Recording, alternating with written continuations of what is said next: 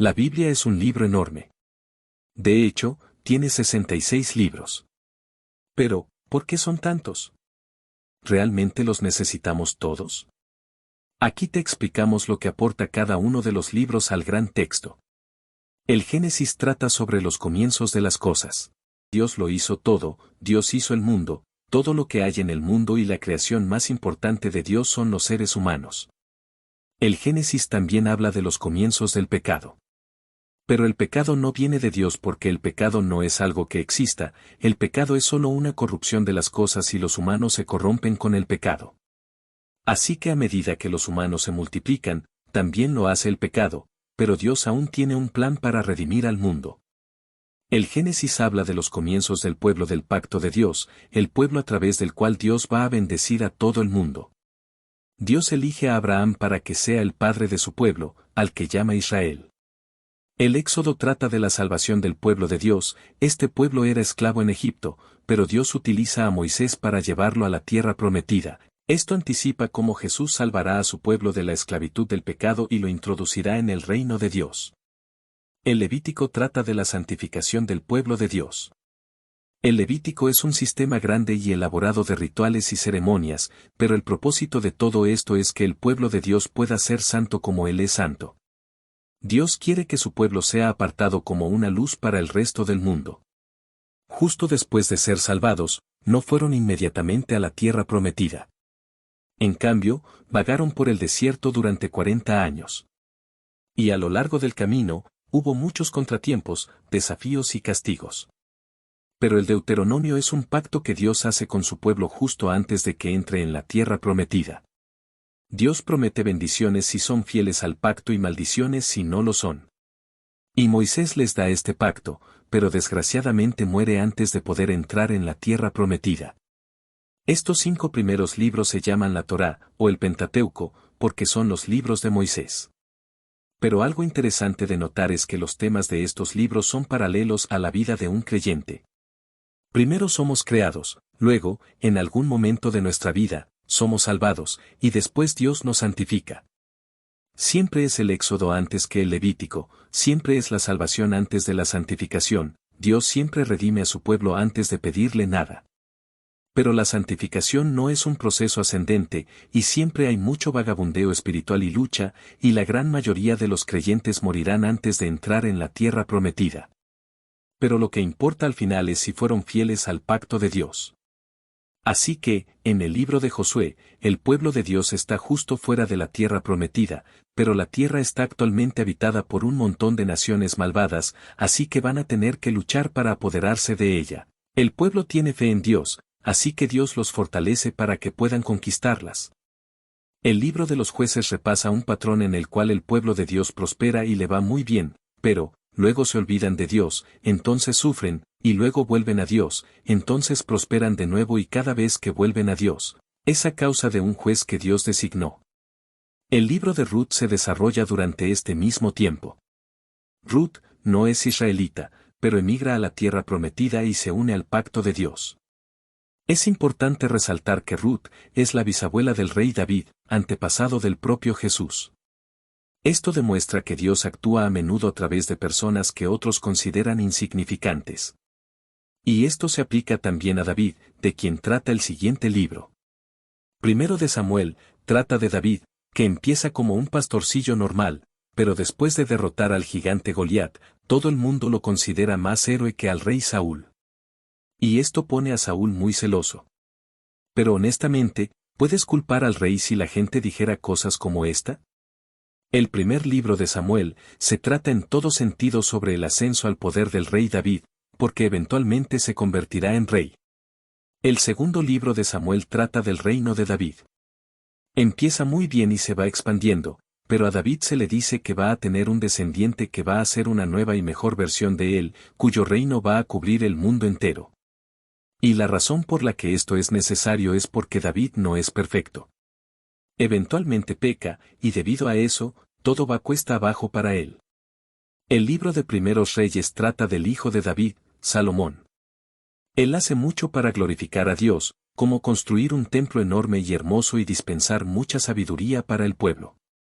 Una historia bíblica menciona que dos mujeres se pelean por un bebé. Salomón decide que lo mejor es dividir en dos al bebé vivo. Una de las madres conmovidas se niega a hacerlo porque implicaría matar al bebé. Así pues, el rey Salomón otorga al niño a esta mujer al considerarla la madre legítima. Pero Salomón tampoco es perfecto, porque al final se convierte en un vividor y las cosas también le van mal. Y así, el libro Segundo Rey trata sobre la espiral descendente de los reyes que vinieron después de Salomón. El reino se dividió en dos, y ambos reinos tuvieron muchos reyes malvados que se convirtieron en dioses falsos, y ambos reinos terminaron siendo destruidos por otras naciones. Pero durante este tiempo, Dios levantó a Elías, que llamó al pueblo a arrepentirse y a adorar solo a Dios. Y aunque nadie lo escuchó en ese momento, más tarde todos vieron a Elías como alguien muy importante. Así pues, las primeras crónicas abarcan muchos de los mismos acontecimientos que Samuel 1 y Samuel 2.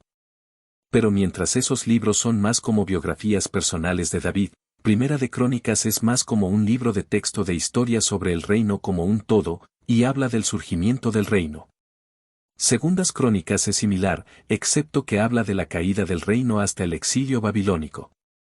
Se centra menos en los pecados personales de los reyes y más en los pecados colectivos del reino. Pero algo a tener en cuenta es que a pesar de que todo se estaba desmoronando con el tiempo, hubo muchas reformas en el camino. Verás, incluso cuando el templo de Dios estaba siendo utilizado literalmente como un lugar de adoración al demonio, el pueblo de Dios no se dio por vencido, y muchos profetas todavía trataron de reformar el templo. Este libro termina realmente deprimente, pero nos prepara para la joya oculta que será el libro de Esdras. El tema de este libro es la nostalgia. Los israelitas solían tener un templo grande, hermoso y glorioso, pero fue destruido y tuvieron que exiliarse. Finalmente pudieron regresar y reconstruir el templo, pero cuando lo hicieron, ya no era tan bueno como antes. No tenían la presencia de Dios como antes, y no podían recrear sus antiguas experiencias, que es algo con lo que todo el mundo puede identificarse. El libro de Nehemías trata de lo mismo. Durante un breve periodo de tiempo, parecía que los buenos tiempos estaban a punto de volver. Pero Nehemías se desilusionó cuando se dio cuenta de que a la nueva generación no le importaba ser santa.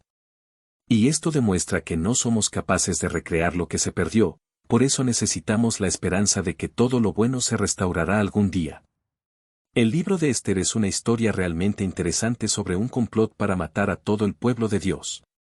Pero a través de un montón de locas coincidencias, como que Esther se convirtiera en reina, pudo rescatar a su pueblo.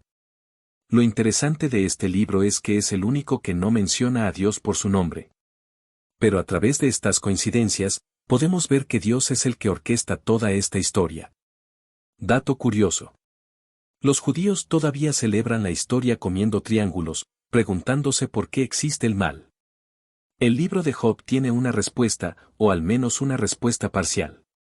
Verás, si solo recibiéramos cosas buenas de Dios, entonces solo amaríamos a Dios por las cosas buenas que recibimos. Así que Dios permite cosas malas, pero si amamos a Dios a través de esas cosas malas, Dios va a darles la vuelta para redimirnos. Y Dios también dice que hay muchas cosas cósmicas entre bastidores que no entendemos. Los salmos son la música de la Biblia y contienen un salmo para cada emoción humana. Proverbios es una colección de sabios refranes. Y el libro del Eclesiastés es una gran crisis existencial sobre un hombre que lo consigue todo en la vida, pero se da cuenta de que al final todo carece de sentido. Es un libro muy deprimente, pero muestra la deprimente realidad de una vida vivida sin Dios. Cantar de los Cantares es un gran libro sobre lo asombrosos que son el amor y el sexo. Isaías es un microcosmos de toda la Biblia. Generalmente se divide en los capítulos 1 a 39 y luego en los capítulos 40 a 66. Igual que la Biblia se divide en los primeros 39 libros y luego en los libros 40 a 66.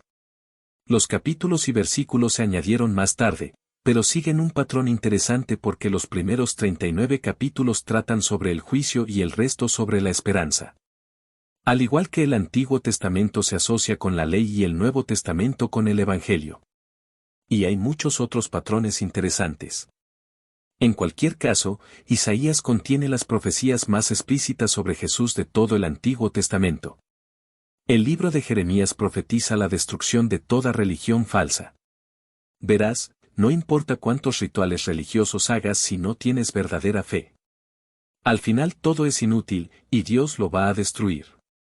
Y eso es exactamente lo que le pasó a la religión israelita cuando Dios destruyó su templo y los envió al exilio en Babilonia. Y justo después de que esto sucediera, Jeremías escribió otro libro llamado Lamentaciones. Él está muy triste porque Jerusalén fue destruida, pero entiende que el pueblo se lo merecía. Ezequiel también habla de cómo la religión israelita fue cuesta abajo y lo hace con imágenes muy vívidas, pero también profetiza la esperanza de que el esqueleto de la religión de Israel reviva y Dios haga un nuevo pacto en el que la ley esté escrita en el corazón de la gente. Básicamente, Ezequiel profetiza que el Nuevo Testamento va a suceder. Daniel hace algo similar, pero lo hace en términos más del reino. Daniel profetiza que Dios va a crear un reino eterno que durará más que todos los reinos terrenales. El libro de Oseas trata de cómo el pueblo de Dios lo está engañando, y lo compara con una mujer infiel. Joel compara el día del juicio de Dios con una tormenta de langostas y va a ser para todas las naciones.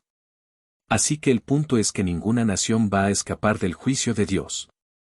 Amós también habla del juicio de las naciones, pero específicamente por cómo oprimen a los pobres. Abdías trata del juicio de Edom, la nación rival de Israel. Pero le dice a Israel que no se regodee en el juicio de Edom porque Edom representa a todo el pueblo. Edom tiene las mismas letras en hebreo que Adán, y Adán representa a la humanidad en general. Pero, Israel representa a cualquiera que confíe en Dios. Y esas personas se librarán del juicio del mundo. En general, Jonás es la historia que todo el mundo asocia con el pez gordo, pero también trata de la gracia común, lo que significa que Dios sigue preocupándose por las personas que no creen exactamente en Él.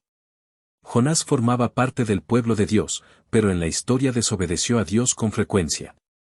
Y hay muchos paganos en la historia que no son el pueblo de Dios, pero siguen obedeciendo a Dios.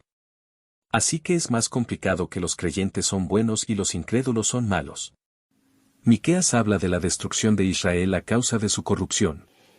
Pero ese no es el final de la historia porque Dios va a levantar un nuevo gobernante.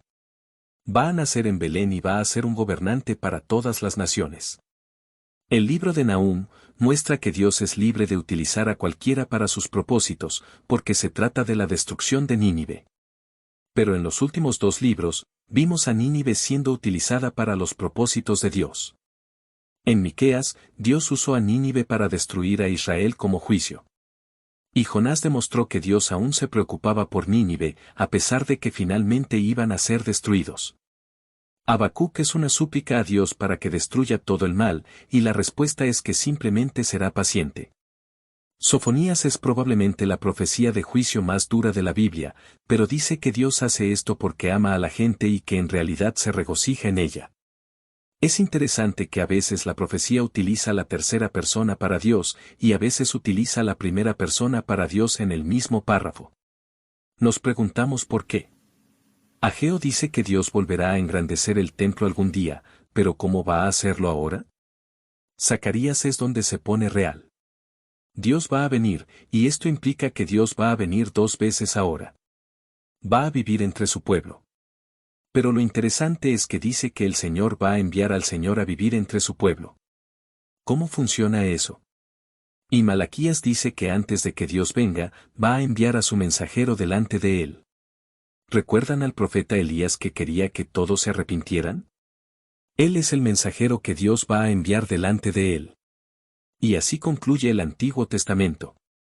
El libro de Mateo es un gran libro sobre la vida de Jesús, desde su nacimiento hasta su bautismo, su muerte y su resurrección.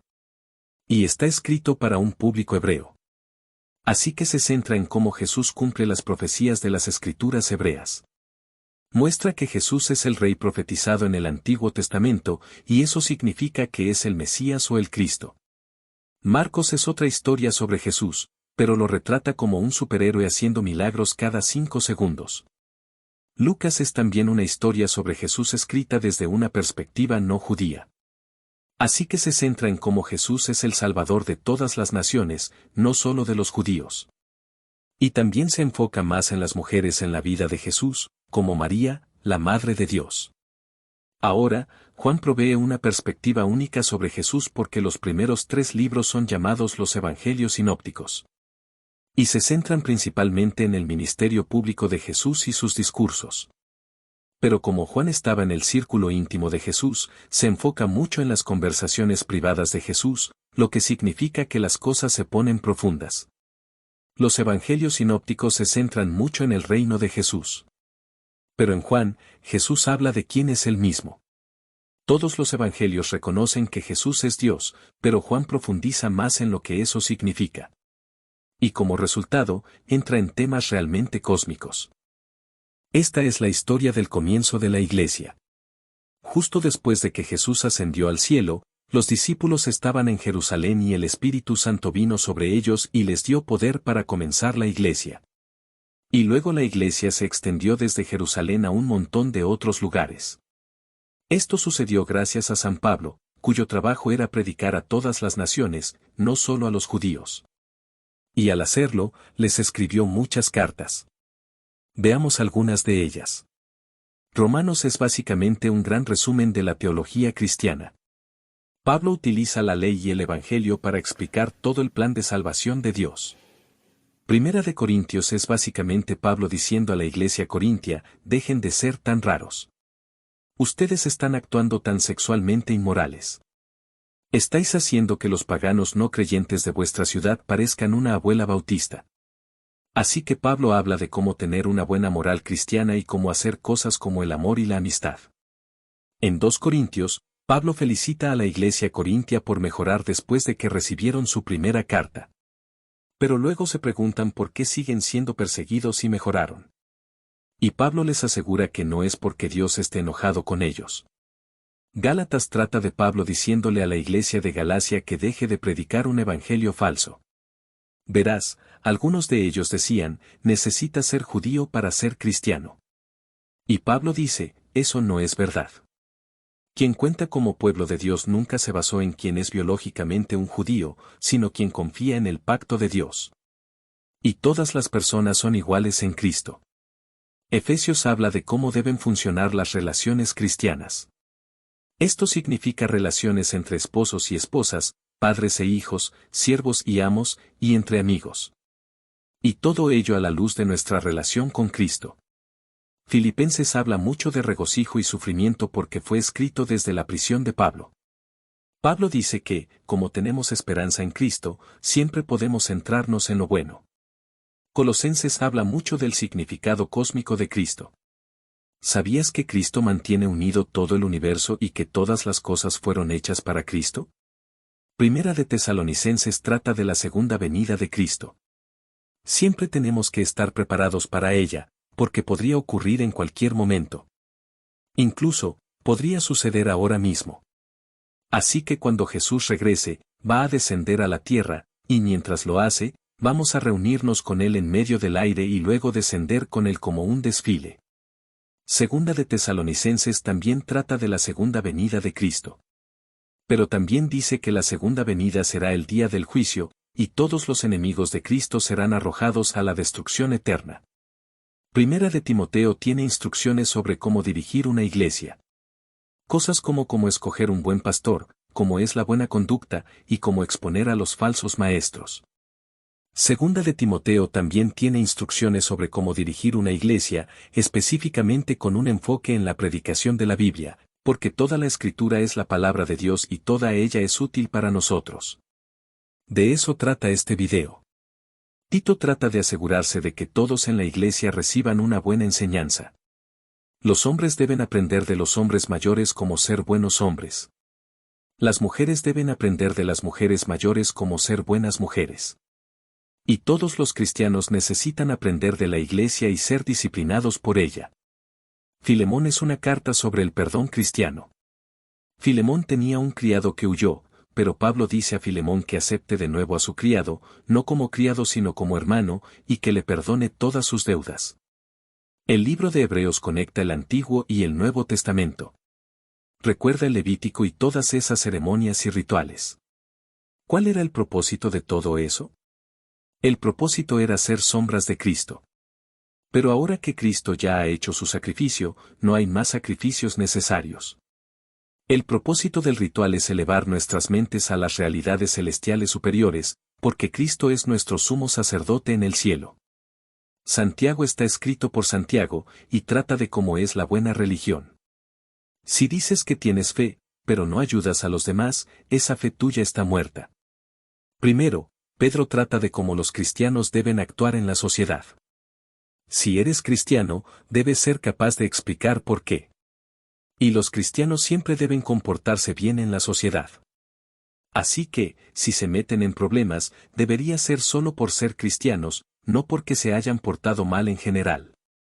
Los cristianos deben vivir bien para impresionar a los no creyentes y ser siempre respetuosos con ellos.